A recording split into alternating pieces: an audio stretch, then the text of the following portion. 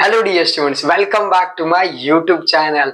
आज मैं आपके लिए लेके आया हूँ कुछ मोस्ट इंपॉर्टेंट, कुछ मोस्ट इंटरेस्टिंग क्वेश्चन जो कि है आपके applications of derivative maths 1 chapter number 4 से।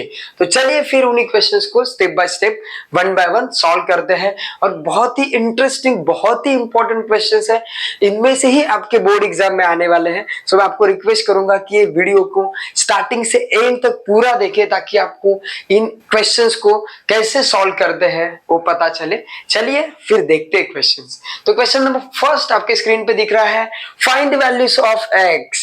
वो वाली एक्स नहीं, एक्स की वैल्यू फाइंड आउट करनी, such that F of X is increasing. ठीक है, चलिए फिर देखते हैं।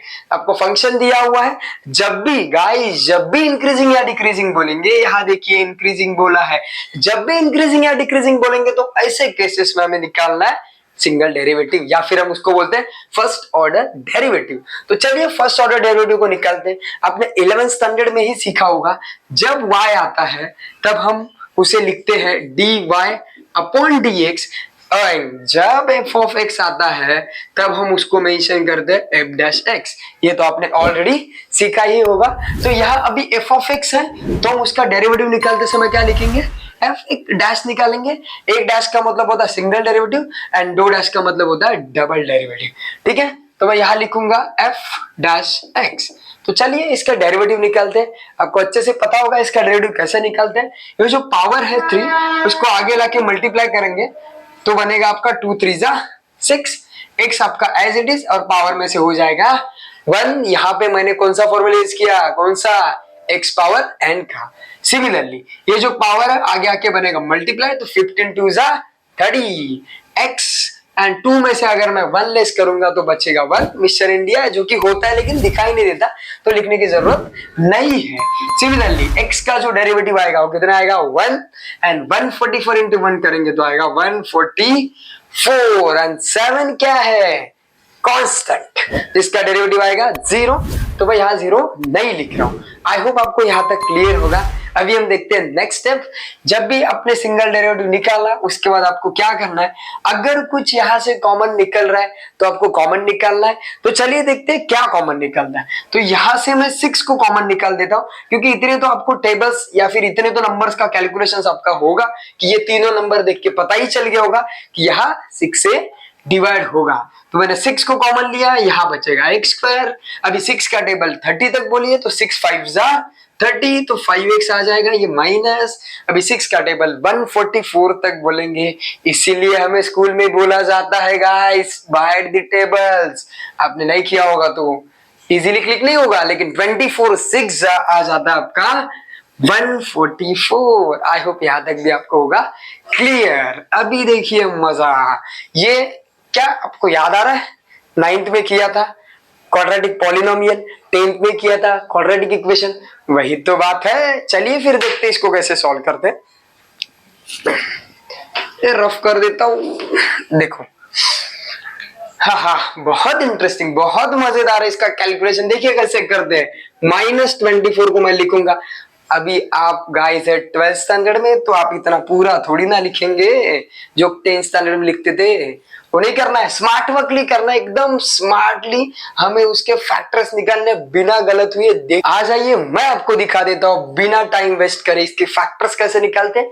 चलिए फिर मैंने यहाँ पे ऑलरेडी लिखा -24, क्योंकि साइन के साथ लिखो, साइन का बहुत बड़ा रोल होता है ना, चेक पे करने के लिए।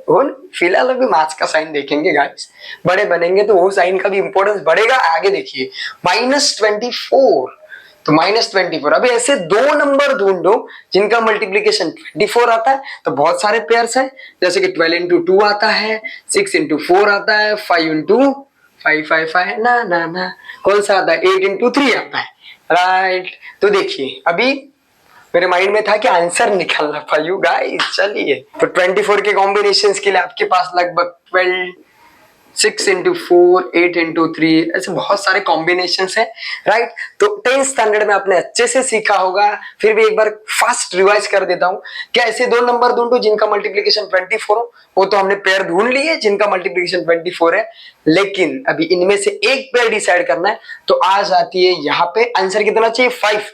मतलब इन दोनों नंबर का डिफरेंस होना चाहिए 5। तो देखिए यहाँ है नहीं, यहाँ है नहीं, देखिए मिल गया फाइनली। 8 और 3 का डिफरेंस आता है 5, तो मैं यहां लिखूंगा 8, 3। चलिए फैक्टर तो डिसाइड हो गए, लेकिन सबसे बड़ा रोल जो होता है ना, उस साइन का है। तो देखिए साइन कैसे डिसाइड करेंगे यार, मिडल में जो साइन है वो ऑलवेज हम देंगे ग्रेटर नंबर को। अगर आप ऐसे करते हो ना, तो मैं गारंटी देता हूं कभी आपका गलत नहीं आएगा सम। तो देखिए चलिए देखते हैं, जो यहाँ मिडल में जो साइन है ऑलवेज देना है, उल्टा हो गया, ग्रेटर नंबर को ऑलवेज देना है, ग्रेटर नंबर को। और यहाँ साइन कैसे डिसाइड करेंगे? Minus minus plus. तो देखिए गाइस मिल गया आपको आंसर, करेक्ट। अब यही उठा के लिखेंगे यहाँ पे, ज्यादा सोचना नहीं है, उनके आगे सिर्फ एक्स लगा देना है। देखिए मिल गए फैक्टर्स। तो हमने सिंगल डेरिवेटिव या फिर आप उसको बोलते हैं फर्स्ट ऑर्डर डेरिवेटिव तो निकाल लिया है। अभी हम देखेंगे आगे, आपको चाहिए तो इसको बॉक्स कर लो, बहुत ही इंपॉर्टेंट है। अभी क्वेश्चन की तरफ जाते हैं और देखते हैं क्या पूछा है। तो क्वेश्चन में बोला है कि F of X is increasing, तो यहां लिखूंगा F of X is increasing. Increasing का मतलब ये होगा गाइस कि जो भी आपने डेरिवेटिव निकाला है, जैसे कि ये इंक्रीजिंग मींस ग्रेटर देन 0 होगा। Increasing means what? Greater than 0 होगा। तो देखिए मैंने यहाँ पे लिख दिया ग्रेटर देन 0। यहाँ उसका डेरिवेटिव जो आपने निकाला है वो मैं लिखूंगा 6 of x minus 8 into x plus 3 greater than 0। थोड़ा सा केयरफुली, ओके ध्यान से देखिए आगे। ये जो 6 मल्टीप्लाइड है वहां जाके बनेगा डिवाइड, तो आपको रिजल्ट क्या मिलेगा? x minus 8 into x plus 3 is greater than 0। 6 हो गया गायब। कैसे? क्योंकि मल्टीप्लाइड है, वहां जाके डिवाइड। 0 डिवाइड बाय 6 करेंगे तो आंसर कितना आएगा? 0। यहां दो नंबर का मल्टीप्लीकेशन ग्रेटर देन 0 आया, मतलब ही पॉजिटिव आया। इसका मतलब क्या होता है? समझो कि मैं 24 वाला ही केस पकड़ता हूं, 24 24 मतलब प्लस 24 प्लस 24, दोनों नंबर का प्रोडक्ट ग्रेटर देन 0 आया है। मतलब क्या होगा? दोनों जो नंबर रहेंगे उनका मल्टीप्लीकेशन या फिर उनका प्रोडक्ट क्या आएगा? पॉजिटिव आएगा। चलिए फिर मैं आपको नंबर के थ्रू दिखा देता हूं। जैसे कि 24 24 पॉजिटिव कंसीडर करता हूं, तो प्लस 24 प्लस 24 ये कब कब आ सकता है? पॉसिबिलिटी नंबर 1, जबकि 8 इंटू 3 है, दोनों फैक्टर में पहले लिख लेता हूं 8 इंटू 3। पॉसिबिलिटी 1 क्या होती है? दोनों भी प्लस होंगे तब भी आंसर पॉजिटिव आएगा, प्लस प्लस प्लस, या फिर दोनों माइनस होंगे तब आंसर आपका पॉजिटिव आएगा। तो ये दोनों केसेस को हम वन बाय वन सॉल्व करते हैं। चलिए देखते हैं। तो फिर मैं ए बी के फॉर्म में लिखूंगा, जैसे कि if A B is greater than 0। आपका ए बी क्या है? Greater than 0। तो ऐसे केसेस में आपके दो केसेस कैसे बनेंगे? जैसे कि पहले केस पॉजिटिव पॉजिटिव, पहले केस में दोनों नंबर पॉजिटिव आएंगे। पॉजिटिव का मतलब ही ग्रेटर देन है। देखो सिंपली आप याद रख सकते हो, पॉजिटिव का मतलब होता है ग्रेटर देन, बस। और दूसरी केस दोनों क्या होंगे? नेगेटिव। और नेगेटिव का मतलब क्या होता है? Less than. तो लेस देन को मैं लिखूंगा ए लेस देन 0, एंड दूसरा केस बनेगा आपका B is less than 0। I hope आपको यहां तक क्लियर होगा। तो देखेंगे हम केस 2। तो केस 2 का देखिए क्या आएगा आंसर। केस 2 में मतलब ये वाला दोनों लेसर देन लेने, तो देने लेसर देन मतलब x is lesser than 0। Lesser than का मतलब नेगेटिव होता है। एंड x प्लस 3 क्या आएगा? Lesser than 0। सेम टेक्निक, ये माइनस है वहां जाके प्लस कर दो, एंड ये प्लस है अपोजिट साइड जाके माइनस कर दो। अगेन नंबर लाइन वाली हम टेक्निक यूज करेंगे और आंसर को हम डिटरमाइन करेंगे। तो चलिए देखते हैं नंबर लाइन का टेक्निक। वही आंसर 8, वही आंसर -3। अभी नंबर लाइन का टेक्निक, इसका मतलब हर एक नंबर लाइन पे नंबर लिखते मत बैठो, इतना अपने पास टाइम नहीं है। डायरेक्टली इमेजिन करो कि यहाँ पॉजिटिव नंबर है, यहाँ नेगेटिव नंबर है। अभी देखिए x इज लेस देन 8, तो इसका मतलब ये लेस देन का मैंने क्या बोला था, लेफ्ट हैंड की तरफ जाता है, और x इज लेस देन -3, तो इसका मतलब ये जाएगा यहां से यहां। तो कॉमन पॉइंट कहाँ है, देखिए कॉमन पॉइंट कहां पर है, -3 जो है आपका कॉमन पॉइंट है। तो कॉमन पॉइंट को हम कैसे लिखेंगे, देखिए यहाँ पे x is less then -3। I hope यहां तक क्लियर होगा आपको। अभी हम इसको कैसे लिखेंगे, x belongs to, number line के हिसाब से आपने देखा था x इज लेस देन -3, -3 से पीछे की तरफ जा रहा है, इसका मतलब हम आंसर लिखेंगे -3 इस तरफ आएगा और नेगेटिव इन्फिनिटी इस तरफ आएगा। तो देखिए केस 1 में आपको आंसर ये मिला, केस 2 में आंसर हमें क्या मिला, ये मिला। अभी हम दोनों को कनेक्ट करके हम आंसर लिखेंगे। चलिए फिर देखते हैं उस आंसर को कैसे लिखते हैं। चलिए फिर केस 1 सॉल्व करते हैं। तो केस 1 यहाँ पे मैं लिखूंगा, केस 1, देखिए केस 1 में मैंने यहाँ पे लिख के रखा already, a is greater than 0 and b is greater than 0, ठीक है ना। तो a के जगह में जो फर्स्ट वाला नंबर है वो लिखूंगा और b के जगह में जो सेकंड वाला नंबर है वो लिखूंगा। तो आपको ये रिजल्ट मिलेगा x minus is greater than 0 and x plus 3 is greater than 0। Clear है, ये है इनइक्वालिटीज। तो जैसा आप इज इक्वल टू में सॉल्व करते हैं वैसे ही सॉल्व करेंगे। तो ये माइनस है वहां जाके प्लस बनेगा एंड ये प्लस है वहां जाके माइनस बनेगा। आई होप यहां तक क्लियर होगा। अभी देखिए आपके पास ये दो आंसर्स है, लेकिन एग्जैक्टली इसमें से कौन सा आंसर आएगा उसका भी एक तरीका है मेरे पास। चले मैं दिखा देता हूं आपको कैसे लिखते हैं। ये मैंने नंबर लाइन ड्रॉ किया आपके सामने, देखो पहला फैक्टर क्या है 8, तो पॉजिटिव 8 मतलब इस तरफ कहीं रहेगा, और दूसरा फैक्टर क्या है -3, थोड़ा अच्छे से निकाल देता हूं, देखिए -3। तो अभी इनका एरिया डिटरमाइन करते कि कौन सा आएगा। x इज ग्रेटर देन 8 मतलब आपको ग्रेटर देन मतलब राइट हैंड की तरफ जाना है। ऑलवेज याद रखो, ग्रेटर देन का मतलब नंबर लाइन के राइट हैंड साइड और लेसर देन का मतलब नंबर लाइन के लेफ्ट हैंड का साइड। और दूसरा क्या है, x इज ग्रेटर देन इस तरह, ठीक है। आई होप आपको यहां तक क्लियर होगा। अभी क्या करना है, इन दोनों में कॉमन एरिया कहां से शुरू हुआ है वो आपको डिसाइड करना है, मतलब कॉमन पॉइंट कहां से शुरू हुआ है। देखिए 8 से, क्योंकि ये वाला नंबर भी राइट हैंड की तरफ जा रहा है और ये वाला भी राइट हैंड की तरफ जा रहा है, तो इनमें से कॉमन पॉइंट जो है वो 8 है। इसका मतलब आपका आंसर आएगा x इज ग्रेटर देन 8। अभी इसको मुझे इंटरवल फॉर्म में अगर लिखना है तो इसको कैसे लिखूंगा, देखिए x बिलोंग्स टू, देखिए यहां से शुरुआत हो रहा है, 8 से शुरुआत हो रहा है, इसका मतलब ये पॉजिटिव इंफिनिटी की तरफ जा रहा है, इस तरफ जा रहा है, पॉजिटिव इंफिनिटी की तरफ जा रहा है। तो मेरा आंसर आएगा 8 पॉजिटिव इंफिनिटी, है ना। पॉजिटिव दे दो नहीं दे दो फर्क नहीं पड़ेगा, नेगेटिव रहेगा तो देना पड़ेगा, पॉजिटिव के टाइम फर्क नहीं पड़ता है। तो देखिए पहले केस का तो आंसर हमें यहाँ मिल गया। अभी देखते हैं हम दूसरा केस। ये है आपका केस 1 का आंसर और ये है आपका केस 2 का आंसर।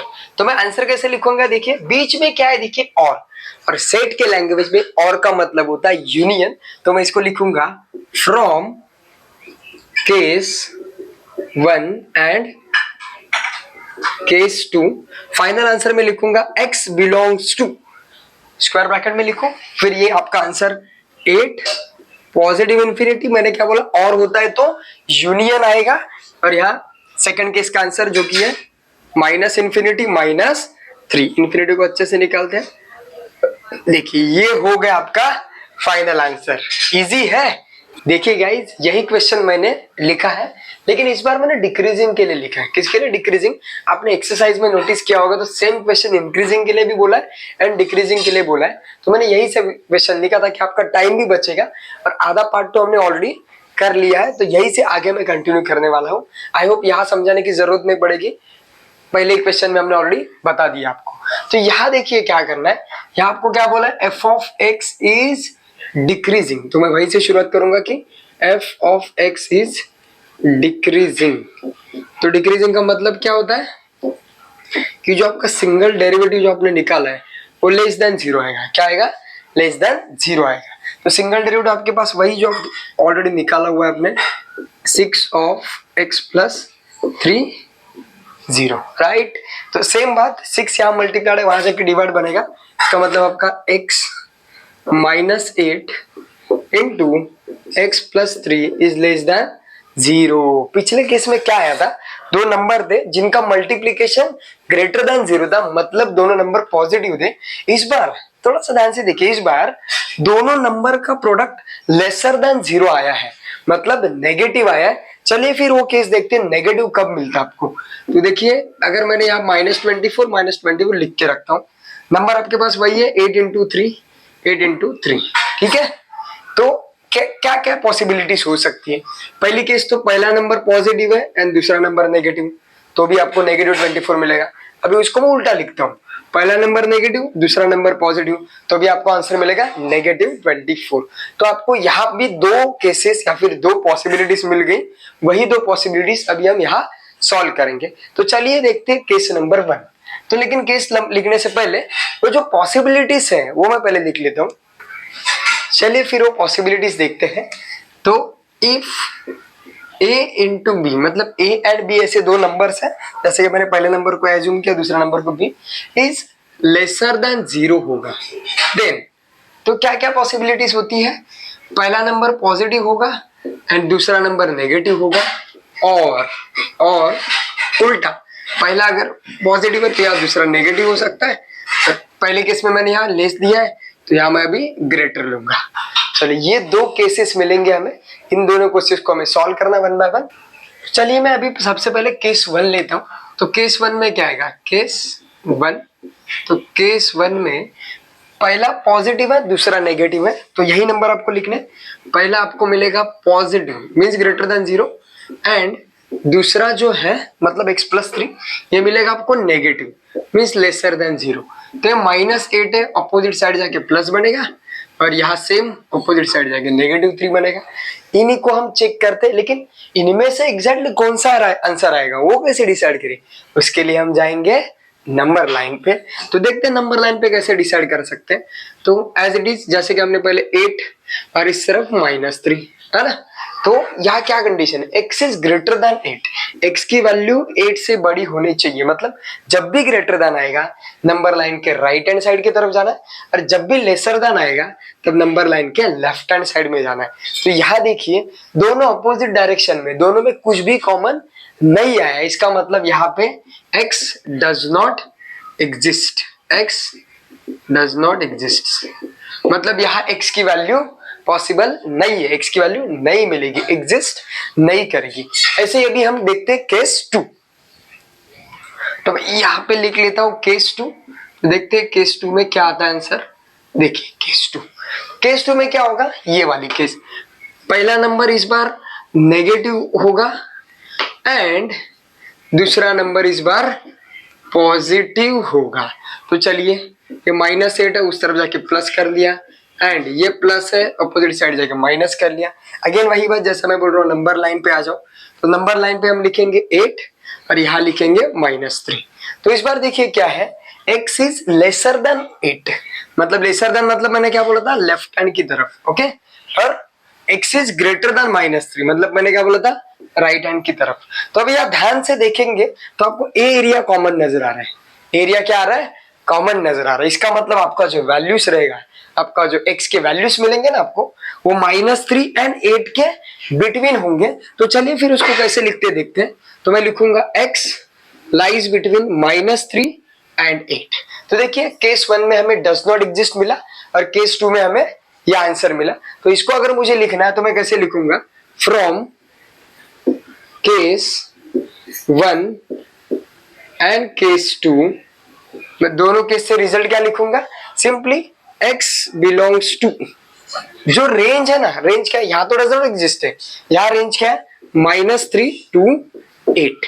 देखिए इसका आंसर हमने सेट के फॉर्म में लिख लिया। चलिए फिर नेक्स्ट क्वेश्चन देखते हैं, जो कि है determine the maximum and minimum values of the following functions, f of x is equal to x log x। मतलब यहाँ पे क्या बोला है, maximum and minimum at a time, दोनों में से कोई हो सकता है, दोनों भी हो सकते हैं अलग अलग वैल्यूज के लिए। तो आपने इससे पहले जो इंक्रीज एंड डिक्रीज का क्वेश्चन किया ना, वहां पे सिर्फ सिंगल डेरिवेटिव निकाला, लेकिन मैक्सिमम और मिनिमम वाले क्वेश्चन में ना सिंगल भी निकालना पड़ता है और डबल डेरिवेटिव भी निकालना पड़ता है। तो आइए फिर देखते हैं क्वेश्चन को कैसे सॉल्व करते हैं। तो सबसे पहले सिंगल डेरिवेटिव, राइट, तो फिर बहुत सारे लोग क्या करते हैं, x का डेरिवेटिव 1, log x का डेरिवेटिव 1/x लिखते हैं और पूरा सत्यानाश। क्या करना है देखिए, सबसे पहले तो बीच में क्या है वो आइडेंटिफाई करना है, जो कि प्रोडक्ट रूल है, बीच में क्या है मल्टीप्लीकेशन, डॉट मतलब मल्टीप्लीकेशन। ये x एक एल्जेब्रिक फंक्शन हो गया, log x एक लॉगरिथमिक फंक्शन हो गया, मतलब दोनों सेपरेट सेपरेट फंक्शन है और दोनों के बिटवीन अगर प्रोडक्ट है तो इसका मतलब हमें यहाँ पे डेरिवेटिव का प्रोडक्ट रूल यूज करना है। तो देखिए क्या यूज करते हैं, first function as it is derivative of second function plus उल्टा करना है अभी, second function as it is derivative of first function. I hope आपको यहाँ तक क्लियर समझ आ गया होगा। देखिए राइट है या रॉन्ग है कैसे देखना है, सिंपल जो आपको फंक्शन दिया हुआ है उसके बिटवीन डेरिवेटिव का सिंबल लगाओ, बीच में आ गया प्लस लगाओ और इसी को रिवर्स ऑर्डर में लिखो। देखो log x पहला आ गया फिर डेरिवेटिव और अगेन x, इसका मतलब है करेक्ट है। आगे देखते हैं। अभी बहुत सारे लोग और गलती करते हैं जो कि हर एक टर्म का डेरिवेटिव निकालते, ना ना ना ना, क्या कर रहा है देखिए, जिसका भी डेरिवेटिव हमने लिखा है, मतलब ये देखिए यहाँ पे डेरिवेटिव लिखा है, यहाँ पे डेरिवेटिव लिखा है, सिर्फ और सिर्फ उनका ही डेरिवेटिव आपको निकालना है। तो देखिए x एज इट इज आ जाएगा, log x का आ जाएगा 1/x प्लस यहाँ पे आपका log x as it is आ जाएगा और x का आ जाएगा 1। तो देखिए अभी x कट गया, यहाँ कितना बचा 1 और यहाँ log x इंटू 1 करेंगे तो कितना आएगा log x। तो यह आ जाएगा आपका single derivative, right. Increasing and decreasing वाले क्वेश्चन में हम लोग सिर्फ सिंगल डेरिवेटिव तक ही निकालते थे, लेकिन जैसे मैंने बोला कि ये मैक्सिमम एंड मिनिमम वाला क्वेश्चन है तो आपको इसका अगेन डेरिवेटिव निकालना पड़ेगा, मतलब डबल डेरिवेटिव बोलता हूं मैं इसको, या फिर आप सेकंड ऑर्डर डेरिवेटिव बोल सकते हो। तो अभी इसका डेरिवेटिव निकालते समय जो भी आपने फर्स्ट डेरिवेटिव निकाला है उसी का अगेन डेरिवेटिव निकालना है। जैसे कि 1 है और यहाँ पे 1 तो कांस्टेंट है तो उसका डेरिवेटिव 0 आएगा, तो लिखने की जरूरत नहीं है। फिर log x, तो log x का कितना आता है गाइस 1/x। तो देखिए यहां तक आपके हो गए, सिंगल भी हो गया और डबल डेरिवेटिव भी हो गया। अभी उन्होंने बोला कि x की वैल्यू डिटरमाइन करनी है। देखो वैल्यूज के लिए मतलब हमें x की वैल्यू यहाँ डिटरमाइन करनी है, तो x की वैल्यू डिटरमाइन करने के लिए हम क्या करेंगे, for extreme values of x, for extreme values of x, जो भी हम सिंगल डेरिवेटिव लेंगे वो कैसा होना चाहिए, is equal to 0। Single derivative जो भी आपका आएगा वो कैसे होगा, इज इक्वल टू 0। तो सिंगल डेरिवेटिव क्या है देखिए ये है, तो 1 plus log x is equal to 0। यहाँ तक क्लियर है। अभी हमें x की वैल्यू निकालनी है, ध्यान से देखेंगे तो log x, तो मैं क्या करूंगा log x को ऐसे रखूंगा, ये +1 है, अपोजिट साइड जाके क्या बनेगा -1 बनेगा। मैं इस तरफ लिख देता हूँ, ठीक है। अभी इस तरफ लेफ्ट हैंड साइड में तो log है लेकिन राइट हैंड साइड में log है क्या, नहीं है, तो दोनों तरफ log होगा तब हम इजीली x की वैल्यू डिटरमाइन कर सकते हैं। तो चलिए देखते हैं लेफ्ट हैंड साइड में log कैसे आएगा। तो ये राइट हैंड साइड वाला log हमें आइडेंटिफाई करने के लिए क्या करेंगे, आपको एक वैल्यू पता होगी जो कि है log e की जो वैल्यू है वो कितनी आती है 1, तो आप यहाँ लिख लो log e की वैल्यू होती है 1। आई होप आपको यहाँ तक क्लियर होगा, क्लियर।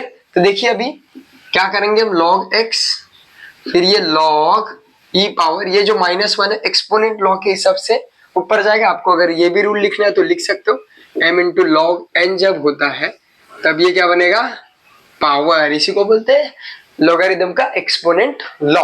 अभी अगर मैं कंपेयर करूंगा तो x की वैल्यू मिलेगी मुझे -1, इसका मतलब ही 1/e बोल सकते हो आप, 1/e बोल सकते हैं। चलिए हमने x की वैल्यू डिटरमाइन कर ली है, समटाइम्स दो वैल्यूज भी मिल सकती है लेकिन फिलहाल हमें यहाँ a की वैल्यू मिली है। तो ये फंक्शन मिनिमम है या मैक्सिमम है वो डिसाइड करने के लिए हम क्या आ जाएंगे, डबल डेरिवेटिव में जाएंगे। कहा जाएंगे, डबल डेरिवेटिव में जाएंगे और वैल्यू सब्स्टिट्यूट करेंगे। तो डबल डेरिवेटिव में लिखूंगा मैं x की वैल्यू, तो डबल डेरिवेटिव देखिए यहाँ मैंने बॉक्स करके रखा, तो यहाँ x के जगह हम लिखेंगे 1/e, तो लिख लिया यहाँ पे 1/e, लेकिन यहाँ पर भी मैं लिखूंगा 1/1/e। तो मैंने देखिए यहाँ क्या करेंगे, डिनोमिनेटर का डिनोमिनेटर मतलब इनडायरेक्टली क्या बनेगा, न्यूमरेटर दुश्मन का दुश्मन अपना दोस्त, वो वाली कंडीशन सीधा ऊपर जाएगा। मतलब आपकी जो डबल डेरिवेटिव की जो वैल्यू मिलेगी ना आपको मिलेगी e का मतलब बेसिकली पॉजिटिव, ऐसा 2.71 होता है और समथिंग कुछ, मतलब e की वैल्यू पॉजिटिव है, पॉजिटिव का मतलब ही ग्रेटर देन 0 आप बोल सकते हो। और जब भी आपका फंक्शन पॉजिटिव होगा, ध्यान से सुनिए, जब भी आपका फंक्शन पॉजिटिव होगा इसका मतलब वो फंक्शन होगा मिनिमम, राइट। और जब भी आपकी वैल्यू नेगेटिव मिलेगी ना तब आपका फंक्शन होगा मैक्सिमम, ठीक है।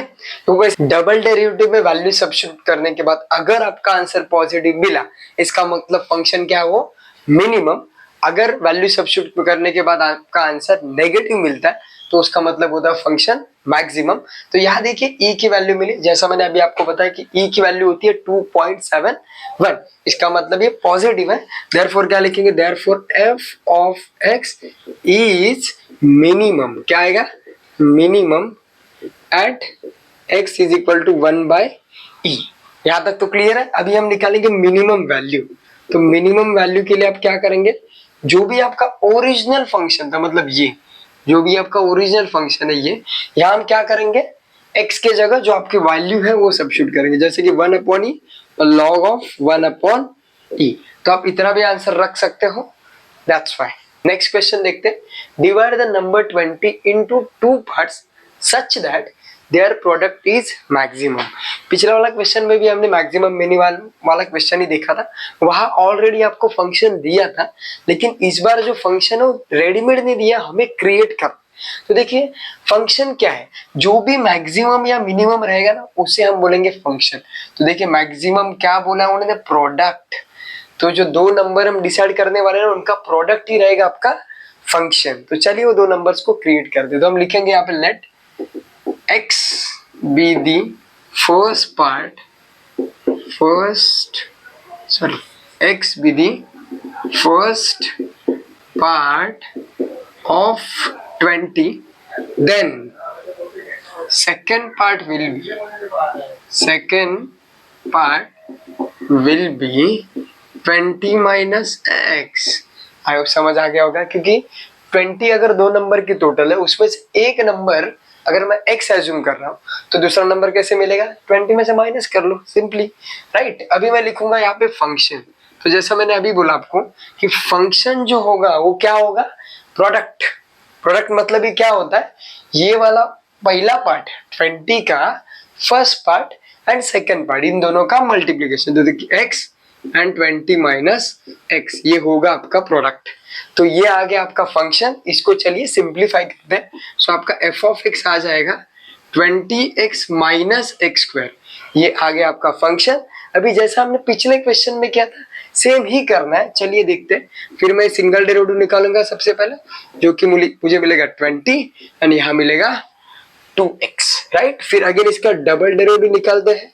सो अगर मैं डबल डेरिवेटिव निकालूंगा तो 20 तो कांस्टेंट है तो उसका डेरिवेटिव कितना आएगा, 0। नेक्स्ट 2x, x का डेरिवेटिव आपको पता है 1 आता है और 2 कोएफिशिएंट है, इसका मतलब 2 1 जा 2। लोग ऐसे लिखते हैं और फिर छोटी सी मिस्टेक की वजह से पूरा सम गलत हो जाता है। क्यों, देखिए यहाँ माइनस है, वो मत भूलना है, माइनस हो तो माइनस के साथ लिखना जरूरी है, ठीक है। अभी हम करेंगे इसके नेक्स्ट वाला पार्ट। यहाँ क्या करना है, अभी पिछले क्वेश्चन में भी हमने किया था, क्या करना है देखिए, हमने सिंगल डेरिवेटिव निकाला, डबल डेरिवेटिव निकाला, अभी हमें x की वैल्यूज निकालनी है। तो x के वैल्यूज के लिए हम क्या करेंगे, x के वैल्यूज के लिए single derivative is equal to हम 0 दिखाते हैं। तो मैं यहाँ लिख देता हूँ, देखिए for extreme values of x, for extreme values of x, जो आपका सिंगल डेरिवेटिव आता है उसको हम दिखाएंगे 0। सिंगल डेरिवेटिव जो आता है आपका उसको क्या दिखाएंगे, 0।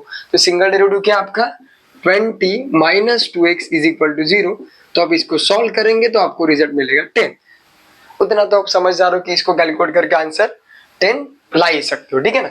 अभी ये जो वैल्यू मिली आपको हम कहा जाएंगे, डबल डेरिवेटिव में जाके सब्स्टिट्यूट करेंगे। तो डबल डेरिवेटिव में जाऊंगा, x के जगह मैं 10 लिखूंगा। तो देखिए और वैल्यू कितनी है, -2। तो मैं -2 जो भी है यहाँ लिखूंगा। अभी देखिए क्या है, x की वैल्यू सब्स्टिट्यूट करने के लिए मेरे पास यहाँ x अवेलेबल है नहीं है। बहुत सारे लोग गलती क्या करते हैं, यहाँ डायरेक्ट -2 को 10 से मल्टीप्लाई कर देते हैं, इसीलिए उनका सम गलत आ जाता है। लेकिन ध्यान से देखिए यहाँ कोई वेरिएबल नहीं है, इसका मतलब ये कौन सा फंक्शन है, कांस्टेंट फंक्शन। और कांस्टेंट फंक्शन में आप कुछ भी वैल्यू सब्स्टिट्यूट कर दो, यहाँ 10 क्या 100 भी होता ना तो भी आंसर आपका यही आ जाता है। इसका मतलब आपका डबल डेरिवेटिव का आंसर -2 मिला। अभी मैंने बोला था पिछले केस में ये -2 मतलब ही क्या है, लेसर देन जीरो है। तो लेसर देन जीरो मतलब नेगेटिव, और नेगेटिव का मतलब मैंने क्या बोला था, जब भी आप x की वैल्यू डबल डेरिवेटिव में सब्स्टिट्यूट करेंगे और उसके बाद आंसर अगर आपको नेगेटिव मिला, इसका मतलब फंक्शन क्या होगा, मैक्सिमम। और वही आपको दिखाना था, देखिए ऊपर, देयरफॉर मैं लिखूंगा f of x is maximum at x is equal to 10, right, 10 value मिली। देयरफॉर अभी देखिए पहला पार्ट हमने क्या एज्यूम किया था x, तो उसका आंसर कितना मिला 10, और दूसरा पार्ट क्या हमने एज्यूम किया था 20 माइनस x, तो 20 में से अगर मैं 10 माइनस करूं तो दूसरा पार्ट भी हमें मिला 10, तो आंसर में लिखेंगे 10 and 10 are two parts of 20। देखिए ये भी क्वेश्चन होगा कंप्लीट। चलिए फिर नेक्स्ट क्वेश्चन देखते हैं, जो कि है the total cost of producing x units is rupees. आपको जो क्या दिया है यहाँ पे, कॉस्ट दिया है x यूनिट्स का, ओके, यहाँ दिया देखिए, एंड प्राइस दिया है कुछ, और आपको क्या बोला है, प्रॉफिट मैक्सिमम।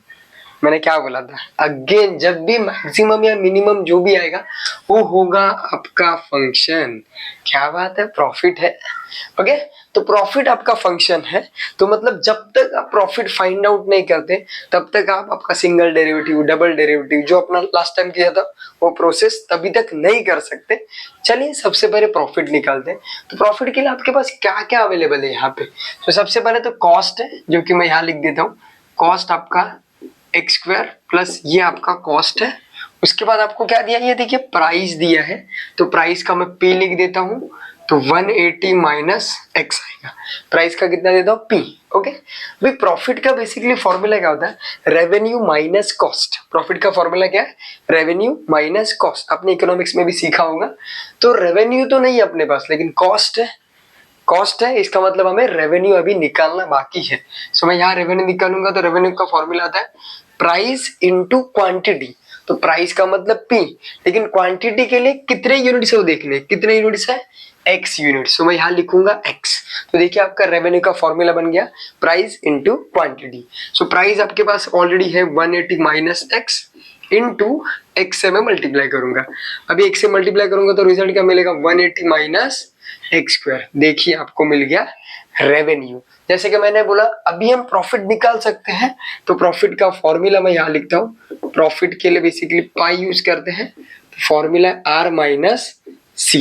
यहाँ तक क्लियर है, प्रॉफिट का फॉर्मूला आर माइनस सी। तो आर अभी हमने ऊपर फाइंड आउट किया, जो कि 180 minus x square, and cost जो गिवन है already x square plus 60x plus 50। बहुत सारे लोग गड़बड़ क्या करते हैं, ब्रैकेट नहीं देते। ब्रैकेट ना देने की वजह से मिस्टेक्स हो सकती है, क्योंकि ब्रैकेट के बाहर जब भी माइनस साइन होगा अंदर सारे के सारे साइन चेंज होंगे।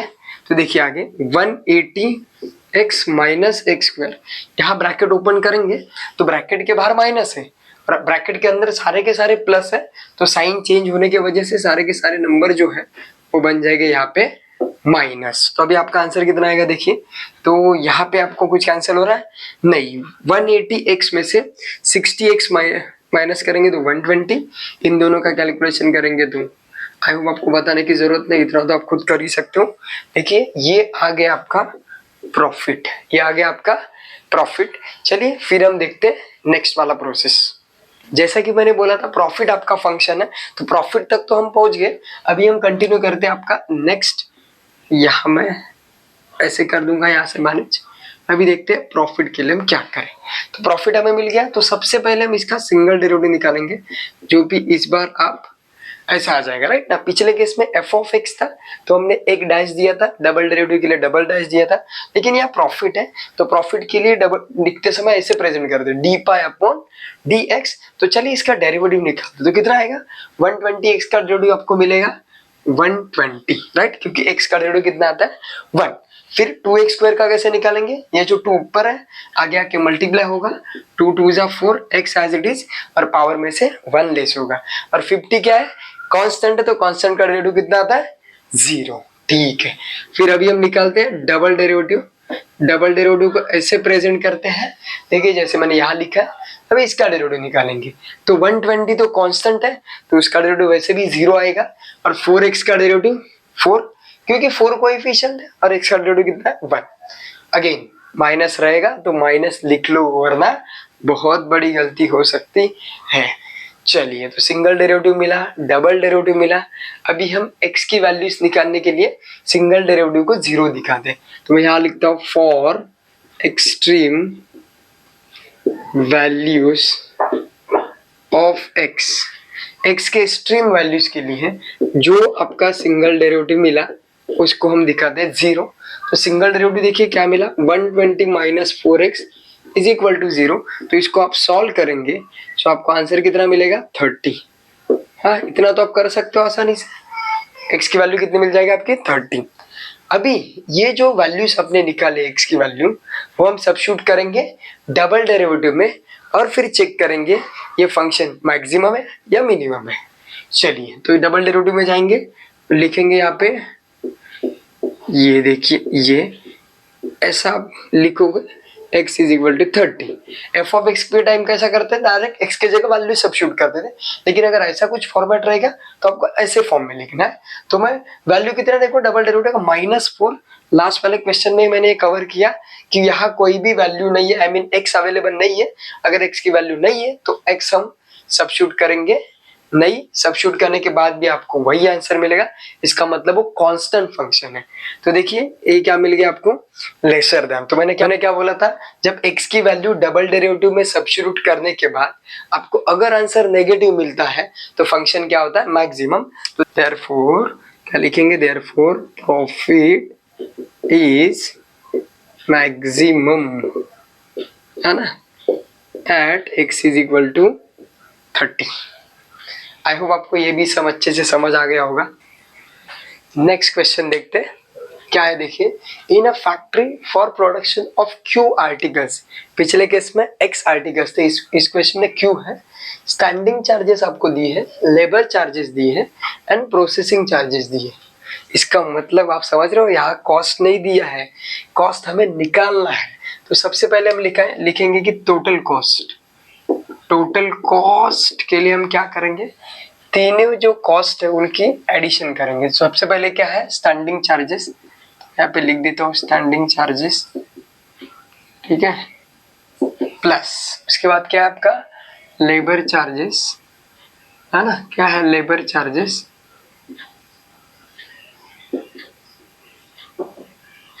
प्लस और इसके बाद क्या है नेक्स्ट वाला, प्रोसेसिंग चार्जेस। थोड़ा सा स्मॉल हेडिंग लिखता हूँ, प्रोसेसिंग चार्जेस। तो कॉस्ट के लिए जनरली हम सी बोलते हैं। तो देखिए स्टैंडिंग चार्जेस कितने हैं, स्टैंडिंग चार्जेस आपके 500 प्लस लेबर चार्जेस कितने हैं 700 एंड प्रोसेसिंग चार्जेस कितने, ध्यान से देखेंगे तो 50 क्यू है, ठीक है ना। तो इसका टोटल अगर मैं करूंगा, तो टोटल मतलब आपको पता है वेरिएबल और कांस्टेंट इनकी टोटल नहीं होगी, कांस्टेंट की अगर मैं टोटल करूंगा तो 1200 हो जाएगी और ये 50 क्यू आ जाएगा। मतलब आपका कॉस्ट कितना आ गई 1200 प्लस 50 क्यू। ओके, लेकिन हमें क्वेश्चन में क्या पूछा है, उसके साथ हमें प्राइस भी दिया है, तो मैं यहाँ प्राइस भी लिख लेता हूँ। देखिए यहाँ दिया है 1700 माइनस 3 क्यू, आपको प्राइस भी दी है। इसके बाद हमें बोला प्रॉफिट इज इंक्रीजिंग, ध्यान दो मैक्सिमम वाला केस नहीं है, पिछले केस में मैक्सिमम वाला केस था, ये इंक्रीजिंग बोला। इंक्रीजिंग वाले केस में सिर्फ और सिर्फ सिंगल डेरिवेटिव निकालते, लेकिन इससे पहले हमें प्रॉफिट निकालना पड़ेगा। तो प्रॉफिट के लिए हमें चाहिए रेवेन्यू। सो रेवेन्यू का फॉर्मूला आता है प्राइस इनटू क्वांटिटी। तो इस बार क्वांटिटी जो है वो क्यू के फॉर्म में, इसीलिए मैंने यहाँ पे क्यू लिखा। पिछले केस में एक्स यूनिट्स थे, इसीलिए मैंने यहाँ पे एक्स से मल्टीप्लाई किया था, ठीक है।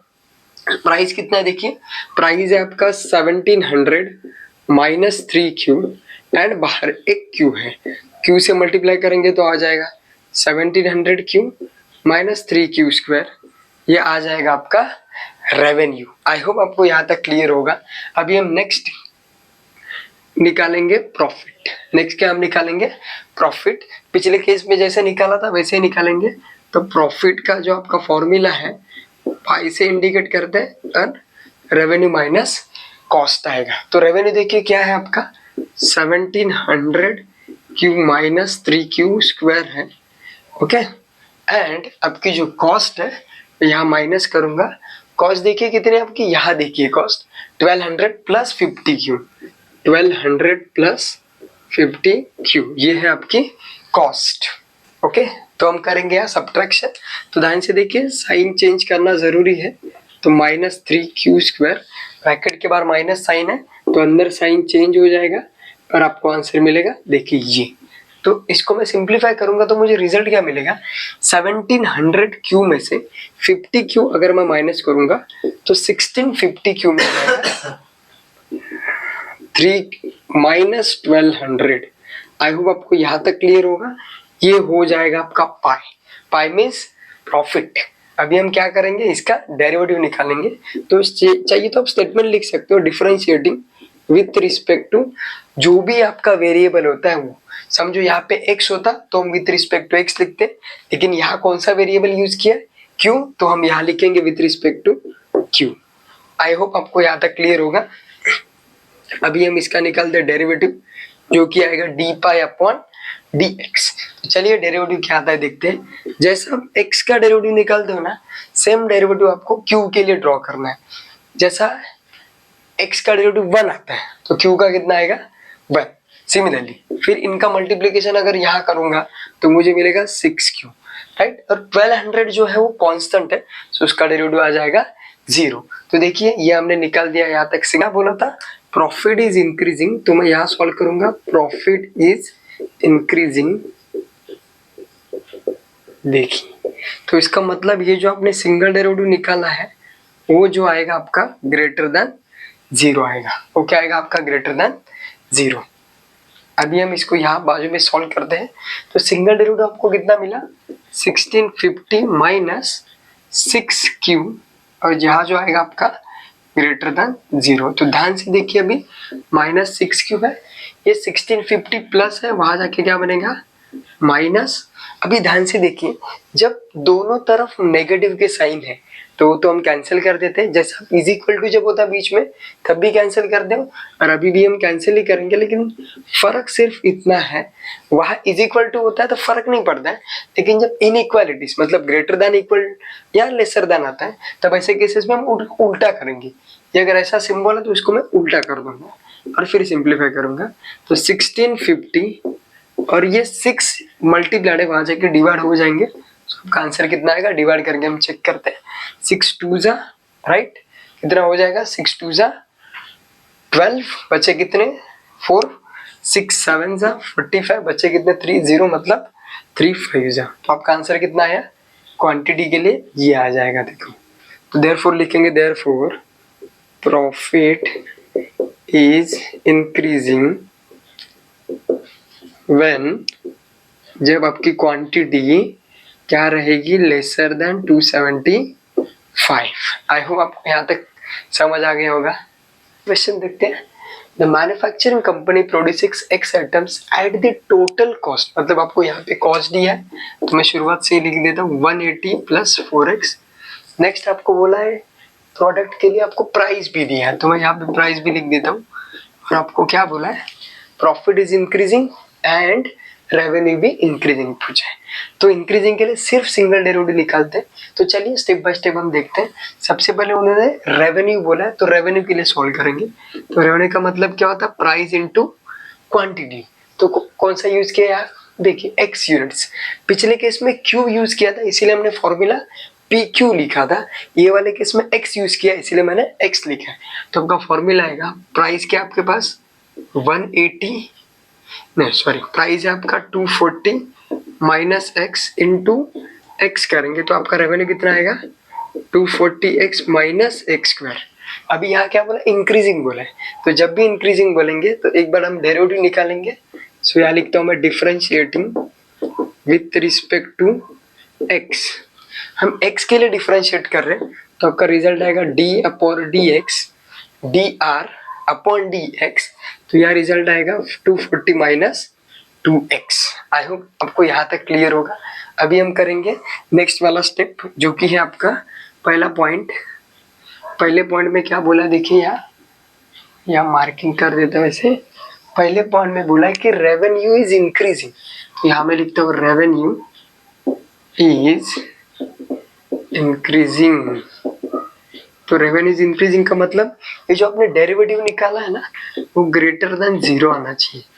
क्या आना चाहिए? ग्रेटर देन 0 आना चाहिए। तो ग्रेटर देन 0 के लिए देखिए तो डेरिवेटिव आपका 240 माइनस 2x, ये देखिए पिछले केस में जैसा हमने किया था वैसे ही करेंगे, माइनस एज इट इज रखेंगे कि 240 प्लस है, अपोजिट साइड जाके माइनस बनेंगे। अभी देखिए लेफ्ट हैंड में भी माइनस है, राइट हैंड में भी माइनस है, तो दोनों माइनस को उड़ा देंगे। लेकिन मैंने क्या समझाया था आपको, ये जो साइन है उसका उल्टा कर लेंगे। देखो तो आपका आंसर आ जाएगा 120। क्या कितना आंसर आ जाएगा आपका? 120। तो मैं लिखूंगा is revenue is increasing at x is less then 120। I hope आपको यहाँ तक क्लियर होगा। ओके, अभी हम दूसरा पॉइंट देखेंगे जो कि है प्रॉफिट का। चलिए फिर सेकंड पॉइंट देखते हैं प्रॉफिट का। ओके, तो प्रॉफिट के लिए कैसे करेंगे? प्रॉफिट के लिए बेसिकली हम पाई से इंडिकेट करते हैं। फॉर्मूला आपका रेवेन्यू माइनस कॉस्ट। तो आपका रेवेन्यू कितना है? रेवेन्यू देखिए ये नहीं लेना है, ये डेरिवेटिव है, ये नहीं लेना है। रेवेन्यू मतलब यहाँ देखिए आपको ये मिल जाएगा, कितना है? 240 minus x square and cost. देखिए कॉस्ट कितनी है आपकी? यहाँ देखिए कॉस्ट आपको यहाँ मिलेगा 180 प्लस 4x, 180 प्लस 4x। तो इसको अगर मैं सिंप्लीफाई करूंगा, ब्रैकेट ओपन करना पड़ेगा आपको, ये देखिए इजी। तो देखिए अभी क्या बचा, यहाँ 240 है, सही लिखा है एक बार चेक करिए, 240 x है, x मैंने मिस कर दिया था, ठीक है। सो 240 x है। अभी देखिए 240 x में से 4x लेस करेंगे, सो 230 x, यहाँ पर x स्क्वायर और माइनस 180, यह आ जाएगा आपका प्रॉफिट। अभी प्रॉफिट क्या बोला है? इंक्रीजिंग बोला है। तो जब भी इंक्रीजिंग या डिक्रीजिंग बोलेंगे तब आपको क्या करना है? डेरिवेटिव निकालना है। तो यहाँ पर लिखता हूँ मैं differentiating with respect to x। x के लिए हम डिफरेंशिएट करेंगे जो कि आपको मिलेगा डी पाई अपॉन dx। तो इसका हम डायरेक्ट डेरिवेटिव निकालेंगे जो कि आएगा 236 माइनस 2x। चलिए फिर से अभी सेकेंड पॉइंट देखते हैं जो कि था आपका प्रॉफिट इज इंक्रीजिंग। क्या था? Profit is increasing. Profit is increasing के लिए हमने क्या बोला था? जो भी आपका डेरिवेटिव आया था उसको हम लिखेंगे ग्रेटर देन 0। सो 236 माइनस 2x ग्रेटर देन 0 अगर लिखूंगा तो ये देखिए ऐसे आएगा 236, ये वहां जाके क्या बनेगा? माइनस। तो दोनों माइनस उड़ेंगे लेकिन ये साइन रिवर्स होगा, तो अभी आपका आंसर आएगा 118। आई होप आपको यहाँ तक क्लियर होगा। तो हम लास्ट में लिखेंगे प्रॉफिट इज इंक्रीजिंग एट हम क्या लिखेंगे? x is less then 118। Next question जो कि है इलास्टिसिटी ऑफ डिमांड वाला। यहाँ पे आपको डिमांड दिया है P+6 अपॉन P-3, और P जब प्राइस आपकी 4 होगी तब आपका इलास्टिसिटी ऑफ डिमांड कितना आएगा। तो चलिए सबसे पहले मैं यहाँ पे फॉर्मूला लिख के दिखाता हूँ आपको। इलास्टिसिटी ऑफ डिमांड का जो फॉर्मूला आता है -P upon D into DD upon DP है, राइट, ये फॉर्मूला है। तो सबसे पहले हमें ये पार्ट फाइंड आउट करना है। इसका मतलब ही क्या है? Derivative of demand with respect to price. इसका मतलब होता है derivative of demand with respect to price. तो चलिए आपके पास क्या क्या देखो डिमांड आपको ऑलरेडी दिया हुआ है। सो यहाँ लिखेंगे डिमांड P+6 अपॉन P-3। तो सबसे पहले इसको डिफरेंशिएट करेंगे। सो मैं लिखूंगा differentiating with respect to P। कौन सा वेरिएबल यूज किया? प्राइस, मतलब P यूज किया। इसका डेरिवेटिव क्या आएगा? DD upon DP is equal to, ये क्वोशंट रूल है। यहाँ कौन सा रूल है? Quotient rule. मतलब देखिए अभी क्वोशंट रूल में क्या होता है? Second function as it is. Generally मैं न्यूमरेटर को फर्स्ट फंक्शन बोलता हूँ और डिनोमिनेटर को सेकेंड फंक्शन बोलता हूँ। तो second function as it is derivative of first minus first function as it is derivative of second. Denominator में यहाँ पे आ जाएगा सेकेंड फंक्शन का स्क्वायर, यहाँ तक क्लियर है। अभी देखिए आगे फिर रिजल्ट क्या मिलेगा। फिर यहाँ क्या करना है, देखिए p-3 एज इट इज, यहाँ हम डेरिवेटिव निकालेंगे ना, तो जैसा x का 1 आता है वैसे ही p का भी कितना आएगा 1, because with respect to p है। सिमिलरली p+6 ये तो एज इट इज, यहाँ पर भी p का डेरिवेटिव कितना आएगा 1, एंड डिनोमिनेटर में p-3 आपका एज इट इज। अभी ध्यान से देखिए, 1 से अगर आप मल्टीप्लाई कर दो तो कोई चेंजेस नहीं, यहाँ पर भी 1 से मल्टीप्लाई कर दो तो कोई चेंजेस नहीं, लेकिन ब्रैकेट के बाहर माइनस साइन है तो अंदर साइन चेंज हो जाएंगे, तो रिजल्ट आपको ये मिलेगा, क्योंकि p-3 होल ब्रैकेट स्क्वायर। अभी मैं लिखता हूँ यहाँ फाइनल रिजल्ट, ये देखिए नेगेटिव पॉजिटिव p कैंसिल हो गए, तो -3 -6 दैट इज -9, और डिनोमिनेटर में आ जाएगा p-3 होल ब्रैकेट स्क्वायर।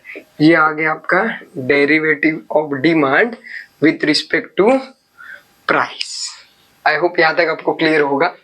चलिए, हमने डिमांड को डिफरेंशिएट किया है विथ रिस्पेक्ट टू प्राइस, इसी को बोलते हैं मार्जिनल डिमांड भी आप बोल सकते हो। तो देखिए क्या फाइंड आउट करने बोला, इलास्टिसिटी ऑफ डिमांड। तो मैं यहाँ लिखूंगा इलास्टिसिटी ऑफ डिमांड, हेडिंग दे दिया मैंने। ओके, जो फॉर्मूला ये देखिए क्या है, -P/D इंटू DD/dP, राइट। सो यहाँ कुछ नहीं करेंगे, एज इट इज रखेंगे। डिमांड जो दिया है वो मैं लिखता हूँ ओरिजिनल, आपको यहाँ पे दिया है क्वेश्चन में। और यहाँ देखिए इसका हमने डेरिवेटिव यहाँ निकाला है, -9/P-3 होल ब्रैकेट स्क्वायर।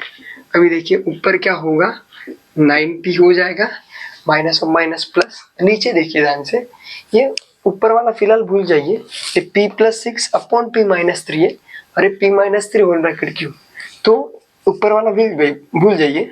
ये जो पार्ट है इसके लिए डिनोमिनेटर बनेगा और ये पार्ट है न्यूमरेटर, तो मैं ये पार्ट हटाऊंगा, ये स्क्वायर हटाऊंगा। स्क्वायर मतलब 2 बार था ना, वो 1 बार हट गया। ओके, तो क्या बचा आपके पास अभी, p+6 इंटू p-3। चलिए, आई होप यहाँ तक क्लियर होगा। अभी इसको मल्टीप्लाई करने के चक्कर में मत जाओ, सीधा जो आपको वैल्यू दी है वही हम सब्स्टिट्यूट करेंगे, जो कि when p = 4। सो यहाँ वैल्यू सब्स्टिट्यूट करेंगे तो आपको आंसर मिल जाएगा, p के जगह लिखेंगे 4 + 6 एंड 4 - 3, जो कि 36/10 आ जाएगा 3.6। Therefore, elasticity of demand at P = 4 is 3.6। तो आपका इलास्टिसिटी ऑफ डिमांड कितना है, 3.6। कभी कभी क्वेश्चन में बोलते हैं कमेंट ऑन द रिजल्ट, तो आपको जो रिजल्ट मिला है 3.6, वो उसके ऊपर आपको कमेंट करना है। तो फिर आपके टेक्स्ट बुक में आपको चेक करना है कि ये कंडीशन के हिसाब से कौन सा इलास्टिसिटी ऑफ डिमांड आ रहा है, ठीक है। चलिए, तो सबसे पहले पूछा है MPC, तो MPC के लिए क्या करूंगा मैं, MPC = derivative of expenditure consumption का मैं निकालूंगा डेरिवेटिव, क्योंकि आपका आएगा D/DI of 0.0003 of I square 0.075 I, ठीक है। अभी हम इसका डेरिवेटिव निकालेंगे, जो कि आपको मिलेगा 0.00, ये आगे आके मल्टीप्लाई हो जाएगा I + 0.075। जैसे x का डेरिवेटिव 1 आता था वैसे ही I का डेरिवेटिव भी कितना आएगा, 1। तो ये हो गया आपका MPC। अभी उन्होंने पूछा कि I की वैल्यू 1000 होगी तो आंसर कितना आएगा, तो मैं यहाँ क्या करूंगा, I की वैल्यू सब्स्टिट्यूट करूंगा, जो कि आपकी 1000। तो देखिए MPC = 0.0006 एंड I के जगह लिखूंगा मैं 1000 + 0.075। देखिए हम इन दोनों का मल्टीप्लाई करें, बहुत इजी है। पहले 1 से मल्टीप्लाई करेंगे तो 6 ही आएगा, अगर मैं 1 से मल्टीप्लाई करूंगा तो कोई चेंज नहीं, वही आएगा। लेकिन एक के ऊपर कितने जीरो, देखो 1 2 3 zeros है, तो जो डेसिमल पॉइंट है वो 3 डिजिट पीछे जाएगा, 1 2 3 यहाँ आ जाएगा, आगे कुछ नहीं मतलब 0, और इस तरफ 0.075। तो इसको अगर मैं कैलकुलेट करूंगा तो MPC आपको कितना मिलेगा, 0.67 राइट। MPS के लिए हम क्या करेंगे, सिंपल MPC प्लस MPS, इनकी अगर मैं टोटल करूंगा तो कितना मिलेगा 1। इसके जगह मैं वैल्यू सब्स्टिट्यूट करता हूँ। ओके, MPC, तो आपका MPC आएगा, ये वैल्यू वहां जाके माइनस करेंगे। तो सब्ट्रैक्शन कैसे करना आपको पता है, 1.000 में से 0.675 माइनस कर दो तो आपको आंसर इजीली मिल जाएगा 0.325। तो देखिए आपको MPC भी मिल गया। ठीक है, अभी हम देखते हैं नेक्स्ट वाला जो कि है APC। तो APC मैं हर बार C क्यों ले रहा हूँ पहले, क्योंकि यहाँ देखिए कंजम्पशन बोला है इसीलिए हम C ले रहे हैं। अभी हम देखते हैं APC, मैं हर बार C क्यों ले रहा हूँ, क्योंकि यहाँ देखिए एक्सपेंडिचर ऑफ कंजम्पशन है। तो A का मतलब एवरेज, तो मैं क्या करूँगा यहाँ I से डिवाइड करूँगा। तो 0.0003 of I square plus 0.075 I upon I से डिवाइड करेंगे। तो जब आप I से डिवाइड करेंगे तब दोनों को I से सेपरेट डिवाइड करना है। यहाँ मैं I से डिवाइड करूंगा तो 0.03 ऑफ I, क्योंकि I स्क्वायर है मतलब एक I कटेगा, एक I बचेगा। तो यहाँ डिवाइड करेंगे तो I कटेगा, सिर्फ नंबर बचेगा। तो आपका ये आएगा APC, वैल्यू सब्स्टिट्यूट कर देंगे when I is equal to 1000। APC कितना मिलेगा आपका 0.003 ऑफ 1000, 0.075। सेम यहाँ जैसे कैलकुलेशन किया था, सेम यहाँ 1 से मल्टीप्लाई करेंगे तो कोई फर्क नहीं पड़ेगा। 1 2 3, 1 के ऊपर 3 जीरो से तो डेसिमल पॉइंट 3 डिजिट पीछे जाएगा, तो ये आंसर आएगा तो 0.07। अगर मैं एडिशन करूंगा तो रिजल्ट मिलेगा आपको MJ। ठीक है, तो देखिए APC भी आपको इजीली मिल गया। ठीक है, लास्ट वाला APS, तो उसके लिए फॉर्मूला क्या है, APC plus APS is equal to 1। तो मैं यहाँ वैल्यू सब्स्टिट्यूट करूंगा 375 plus APS is equal to 1। तो ये वहां जाके माइनस कर दो। So APS is equal to 1 minus 0.375। तो आंसर आपको मिलेगा APS is equal to 0.625। Right, इसको कैलकुलेट कैसे करते हैं, 0.00 में से आप 0.375 हटा दो, आपको अपने आप आंसर मिल जाएगा। तो देखिए ये भी क्वेश्चन अपना हो गया कंप्लीट। ऐसा ही सेम क्वेश्चन आपके सॉल्व एग्जाम्पल में भी है, तो एक बार वो भी रेफर करना है आपको। तो चलिए गाइस, हमने ये एप्लीकेशंस ऑफ डेरिवेटिव्स के मोस्ट इंपॉर्टेंट क्वेश्चंस कवर कर लिए। ऐसे ही इम्पोर्टेंट बाकी चैप्टर्स के इम्पोर्टेंस के लिए वीडियो को आप लाइक करो, चैनल को सब्सक्राइब करो और अपने दोस्तों के साथ शेयर करो।